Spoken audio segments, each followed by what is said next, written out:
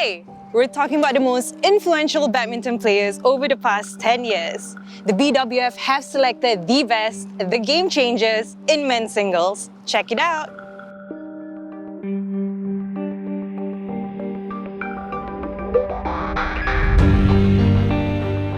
Lin Dan was a fast, exciting, really dynamic player to watch and the absolute ultimate big tournament player. When I think of Lin Dan, I just think of excitement. You know, explosive smashes, dives all around the court, the celebrations, absolutely everything about his game just exudes excitement. Too many players are a little bit defensive, and so he was kind of different in that respect. He was exciting. I just love it when I get to watch him play.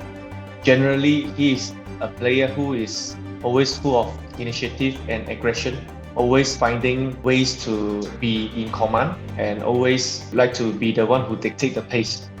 But it's his record in the big events which is so incredible. Two-time Olympic champion, 5 times world champion, having contested 7 world championship finals over a 12-year period.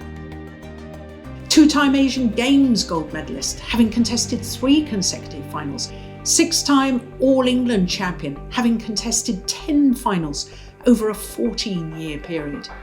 His achievements at the major events are absolutely remarkable and totally outstanding. He's got fantastic mental strength, extreme ability to perform under pressure.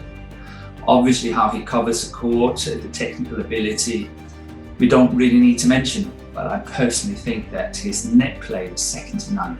It was the exciting jump smashes, the explosion of power, or out of nowhere he could suddenly produce a winning shot.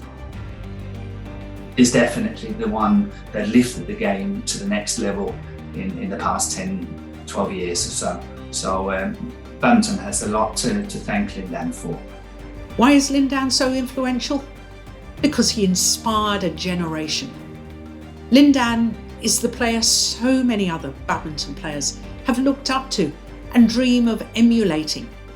And every time he entered the court, he just oozed superstar quality.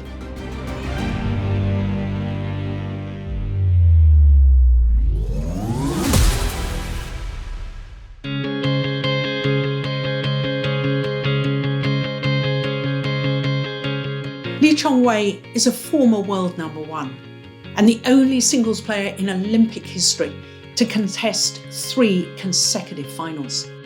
He was also the king of the Super Series, winning more titles than any other player, and in the men's singles discipline, more titles than Lin Dan and Chen combined. His ability to cover the court was outstanding. He was so quick, and we very often saw that he was diving for defensive shots and so on, but the way that he came up on his feet and back into the rally was just phenomenal.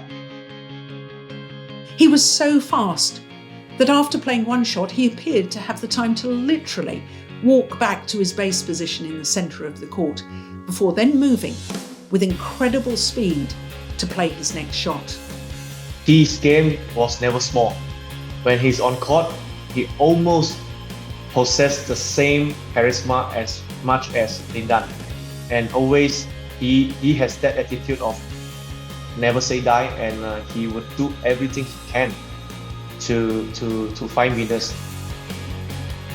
Lee Chong-wei was influential both because of his consistency and also his willingness to put himself on the line, which he did by playing so many tournaments.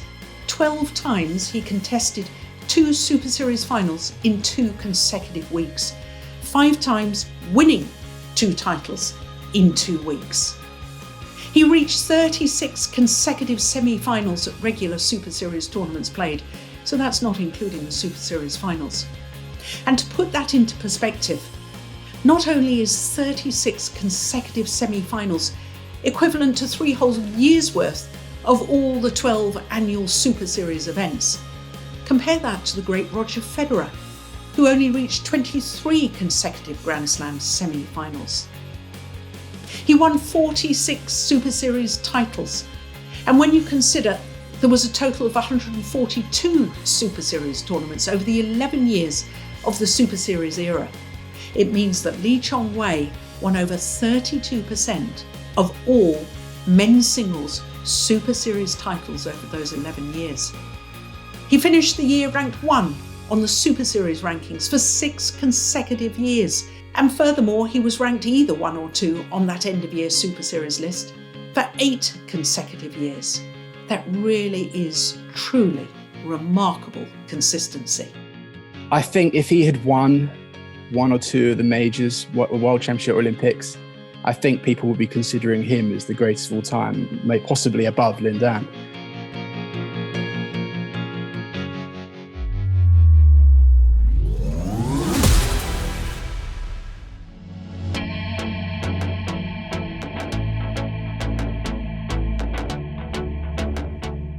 Kento Momota is the first men's singles player from Japan to become the world number 1.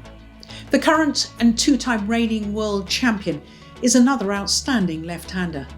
He's a very complete player, fast, good both technically and tactically, and very sound in both attack and defence. I think of Kento Momota as the perfect badminton player. All round, there's no weaknesses in his game. I love watching Kento Momota play. He's stylish, silky footwork. He's very similar to Lin Dan, but slightly different as well. So Lin Dan was very aggressive. Momota's slightly more defensive. But yeah, when I think of Kento Momota, I think of perfect badminton. And you know that you're going to get a great performance from him. I believe he carried the legacy that has been left by Lin Dan and CHONG. And he is one of the beacon light that I believe would carry through his career and continue to promote badminton as a sport that is exciting, that is complex, and that is entertaining. Kento Momota is influential because right now he's setting the standard, the benchmark to which all other men's singles players aspire. And just to emphasise that, in 2019, he won 11 titles from 12 finals reached, having played 16 tournaments. Those statistics show he is without any shadow of a doubt the best in the world right now. So time will tell, but I definitely think he's got the potential to be up there amongst the very, very best, and will be considered over the years as one of the best players in the world ever.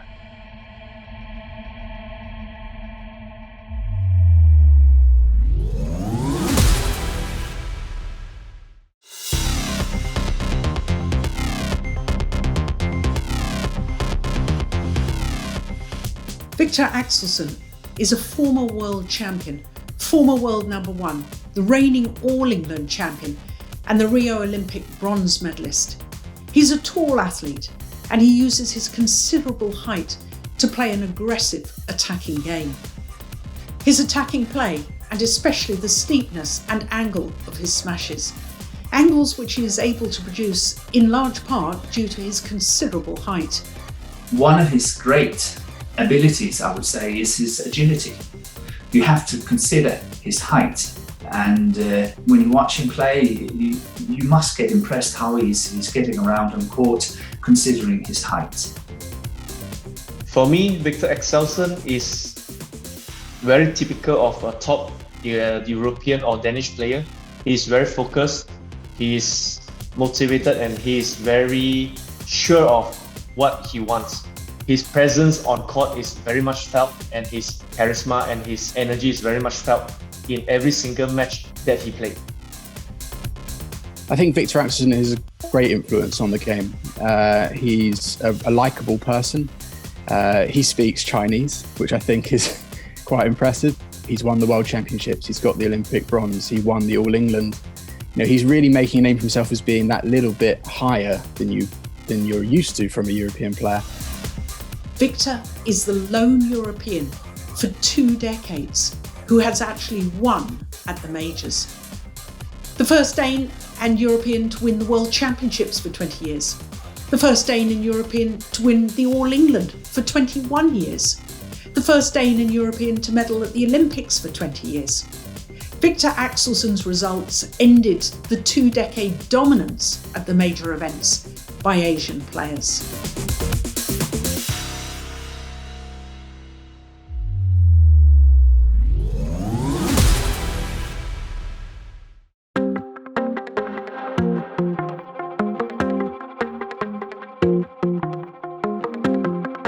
Chen Long is the 2016 Olympic champion, and in 2015, when he won his second consecutive World Championship gold medal, he became only the third player in history to retain the men's singles title at the World Championships.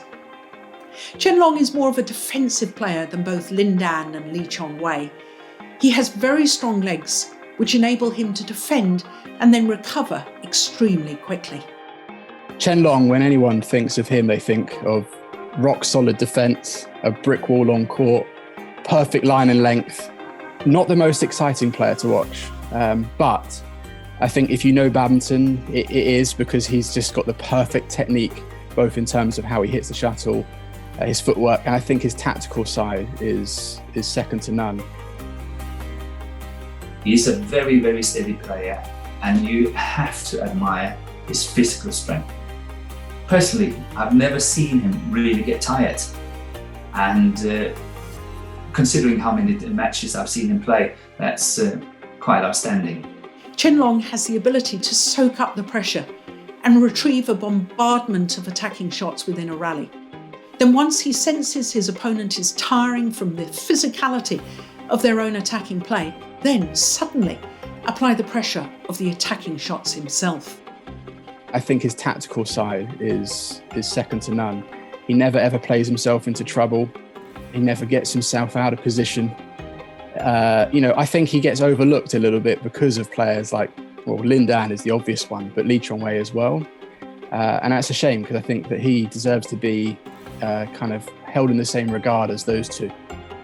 Despite being overshadowed by Lin Dan for most of his career, Chen Long has managed to emerge from his compatriot's shadow, and without bravado or showmanship, he was able to quietly and steadily become the best in the world. A classic case of the unassuming rise from being the apprentice to becoming the master.